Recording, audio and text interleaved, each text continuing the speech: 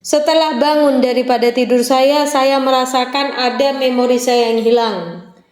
Kemudian ketika saya membuka Al-Quran, saya tidak mengenali huruf Al-Quran. Saya nggak bisa baca Al-Quran.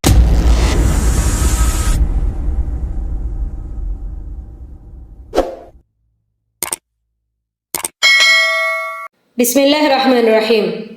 Kisah ini terjadi kepada Allahyarham Al-Ustadz Habib Hasan bin Muhammad Baharun, pendiri pesantren Darul Lugha wa Dakwah, Bangil, Jawa Timur. Beliau merupakan seorang pendidik sejati. Sebelum membangun pesantren Darul Lugha wa Dakwah, beliau itu sudah banyak muridnya. Dan diceritakan bahwasanya ada salah satu murid yang sangat beliau istimewakan. Murid ini murid yang pintar, murid yang cerdas, sehingga ini murid dapat beasiswa belajar sampai ke luar negeri. Setelah ini murid belajar sampai ke luar negeri, menempuh pembelajaran di luar negeri, ini murid mendapatkan gelar doktor, lulusan terbaik. Diceritakan bahwasanya ketika ini murid mau pulang ke Indonesia, setelah pulang ke Indonesia ada sebuah penyambutan di sebuah kota, penyambutan untuk ini murid, dan murid ini dijadikan penceramah tunggal. Al-Ustadz Hasan Baharun mendengar bahwasanya ini murid udah nyampe ke Indonesia. Akhirnya beliau pun mendatangi tempat tersebut, acara tersebut, dan Ustadz Hasan Baharun menjadi tamu pada saat itu. Ustadz Hasan Baharun datang sampai keluar kota jauh-jauh untuk menghadiri penyambutan, menghadiri ceramah daripada murid kesayangan beliau. Ketika beliau sampai ke tempat tersebut, dari saking bahagianya beliau gak sabar pengen ketemu muridnya. Apa yang terjadi? Ini murid ketika datang tidak menegur sama Ustadz Hasan Baharun, tidak menoleh sama Ustadz Hasan Baharun, tidak menyapa Ustadz Hasan Baharun, mengabaikan Ustadz Hasan Baharun, seakan-akan tidak kenal siapa Ustadz Hasan Baharun. Sampai selesai acara, ini murid tetap tidak menyapa sama Ustadz Hasan Baharun, tidak menghampiri Ustadz Hasan Baharun, seakan-akan gak kenal siapa Ustadz Hasan Baharun. Dari saking su'ul adabnya ini murid. Jadi dia merasa dia sudah pintar, dia merasa hebat, dia lulusan dari luar negeri, menganggap gurunya nggak ada apa-apanya sama dia. Walhasil ketika udah selesai acara, Ustadz Hasan Baharun pun pamit pulang.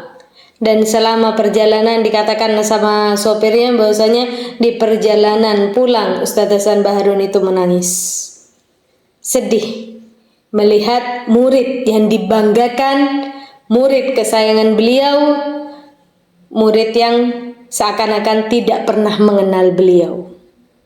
Selang beberapa lama setelah kejadian tersebut, Ustadz Hasan Baharun ini mau menuju ke sebuah kota. Ketika sampai di tengah perjalanan, beliau melihat ada penjual tahu. Maka Ustadz Hasan Baharun melihat tuh, selain ingin membeli, ingin sekalian membantu. Ini adabnya beliau, akhlaknya beliau yang luar biasa. Kemudian ketika Ustadz Hasan Baharun, ketika si penjual tahu ini mengetuk-ngetuk pintu mobilnya Ustadz Hasan Baharun, kemudian dibukalah kacanya sama Ustadz Hasan Baharun dan beliau kaget. Kaget kenapa? Karena si penjual tahu merupakan murid yang dulu merupakan murid kesayangan beliau, yang beliau banggakan, dan akhirnya setelah pulang dari luar negeri melupakan siapa gurunya. Ketika melihat itu, ini murid kaget juga, dan murid itu kabur, lari. Ustadz Hasan Baharun pun berpesan kepada sopir, ayo kita kejar. Akhirnya menepi mereka. Kemudian Ustadz Hasan Baharun dan juga sopirnya mengejar murid kesayangan beliau yang su'ul adab. Bayangin, udah disakiti sama muridnya, udah dibuat sedih sama muridnya, dibuat kecewa sama muridnya, tapi Ustadz Hasan Baharun tidak menyimpan dendam kepada muridnya. Akan tetapi apa? Allah Maha mengetahui, Allah Maha melihat siapa yang mendolimi kepada gurunya. Kemudian Ustadz Hasan Baharun pun mengejar ini murid, sehingga sampai ini murid masuk ke sebuah gubuk, ke sebuah rumah. Kemudian Ustaz Hasan Bahrun memasuki itu rumah. Setelah memasuki itu rumah, murid ini sujud minta maaf sama Ustaz Hasan Bahrun. Minta maaf ana Ustaz, minta maaf ana Habib. Dengan penuh penyesalan, dengan tangisan. Ustaz Hasan Bahrun pun menyambut ini murid. Ada apa? Kenapa? Kenapa kau jadi begini? Maksudnya kenapa kau jadi penjual tahu? Kenapa kau jadi begini? Padahal engkau itu adalah merupakan murid yang cerdas, murid yang pintar, seseorang yang pintar, dan engkau ini lulusan terbaik dari luar negeri. Engkau menggelar doktor. Engkau membawa gelar doktor. Kenapa? Apa yang terjadi sama kamu? Kemudian ini murid berkata bahwasanya, wahai Habib, saya minta maaf Habib. Saat malam itu, setelah saya mengabaikan engkau di acara malam itu, sepulang saya ke rumah, gak lama saya tidur. Setelah bangun daripada tidur saya merasakan ada memori saya yang hilang. Kemudian ketika saya membuka Al-Quran, saya tidak mengenali huruf Al-Quran. Saya nggak bisa baca Al-Quran. Bayangin, baca Al-Quran aja nggak bisa. Apalagi ilmu yang lain, hilang begitu saja. Dengan izinnya Allah Subhanahu Wa Taala. Mudah bagi Allah, tidak ada yang mustahil bagi Allah ketika Allah mau mencabut ilmunya hambanya atau mau memberikan ilmu kepada hambanya. Jadi ini murid dalam seketika hilang ilmunya karena apa? Su'ul adab kepada gurunya. Maka daripada itu, jaga adab sama guru. Tidak ada ceritanya orang yang sukses, orang yang jadi alim ulama, orang yang dakwahnya sampai kemana-mana, tapi dia su'ul adab sama gurunya, nggak ada. Para alim ulama, para ustadzah, mereka itu bisa menjadi sukses, bisa menyebar dakwahnya sampai kemana-mana.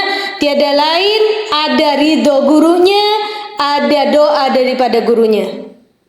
Zaman sekarang banyak anak-anak yang mulai su'ul adab sama gurunya, seakan-akan gak kenal sama gurunya, dan merasa hebat ketika dia memiliki sebuah ilmu, merasa hebat dengan gelar yang dia terima.